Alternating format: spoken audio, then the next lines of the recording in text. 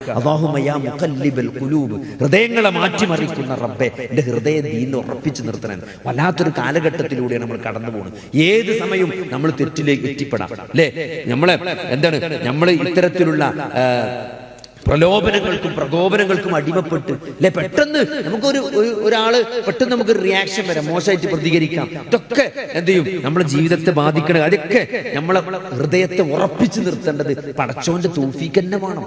നമ്മളെ കൊണ്ട് കഴിയൂല അല്ലെ? ഖുർആന്റെ ആയത്തൊക്കെ പരിശോധിച്ചാൽ കാണാം, അള്ളാഹുവിന്റെ റഹ്ബത്തില്ലായിരുന്നു എങ്കിൽ കാണാം അല്ലെ.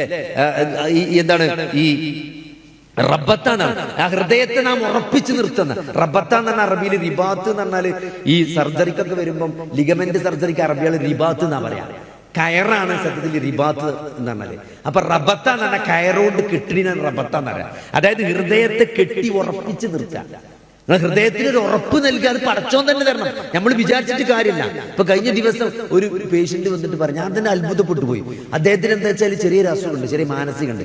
ഇപ്പൊ അയാൾ അനുഭവിക്കുന്ന ഏറ്റവും വലിയ പ്രതിസന്ധി വെച്ചാൽ കുറെ അദ്ദേഹത്തിന് ജോലിയുമായി ബന്ധപ്പെട്ട് ഭയങ്കര പ്രഷറിലാണ്. അപ്പൊ ഇപ്പൊ എന്താ വെച്ചാൽ എന്റെ പ്രതിസന്ധി മാറണമെങ്കിൽ അല്ലാത്തവരോട് പ്രാർത്ഥിച്ചാലേ മാറുള്ളൂ എന്ന് തോന്നുന്നു. അതുകൊണ്ട് പടച്ചോനല്ലാത്തൊരു ദൈവത്തെ വിളിച്ചാലോ എന്ന് ഇങ്ങനെ തോന്നുക. നിങ്ങൾ ആലോചിക്ക്, അയാൾ എന്തൊരു വിഷമാണ് അനുഭവിക്കുന്നത്. അയാൾ ഇത് സത്യമാണെന്ന് മനസ്സിലാക്കിയിട്ട് അയാളെ മാനസികത്തിന്റെ അസുഖത്തിന് പ്രയാസം അയാൾ പറയണം. അതായത് പടച്ചോനല്ലാത്ത ഒരാളെ വിളിച്ചാലേ എന്റെ പ്രയാസം മാറുള്ളൂ എന്ന് എന്നോട് ഇങ്ങനെ ഒരാൾ പറയാ. ഒരു വിളിച്ചതെന്ന് തോന്നുക, പക്ഷെ ഞാൻ ഇങ്ങനെ പിടിച്ചു നിൽക്കണം. എന്താ ഇനി കാട്ടണമെന്ന് ചോദിച്ചു. വല്ലാത്ത പടച്ചോൻ പറഞ്ഞൊരു വാക്കുണ്ട്. എന്താണ്? മറിയം ബീവിക്ക് ആ ഹൃദയത്തെ ഞാൻ ഉറപ്പിച്ചു നിർത്തിയില്ലായിരുന്നെങ്കിൽ എന്നോടത്ത് റബ്ബത്താന്നാണ്, കയറുകൊണ്ട് കെട്ടി എന്നുള്ള ആ വാക്കിന്റെ അർത്ഥം. അപ്പൊ കെട്ടി ഉറപ്പിച്ചത് പഴയ കാലത്ത് ഉറപ്പിച്ചാണ് അവർ കയറുകൊണ്ട് കെട്ടി ഉറപ്പിക്കലാണ്.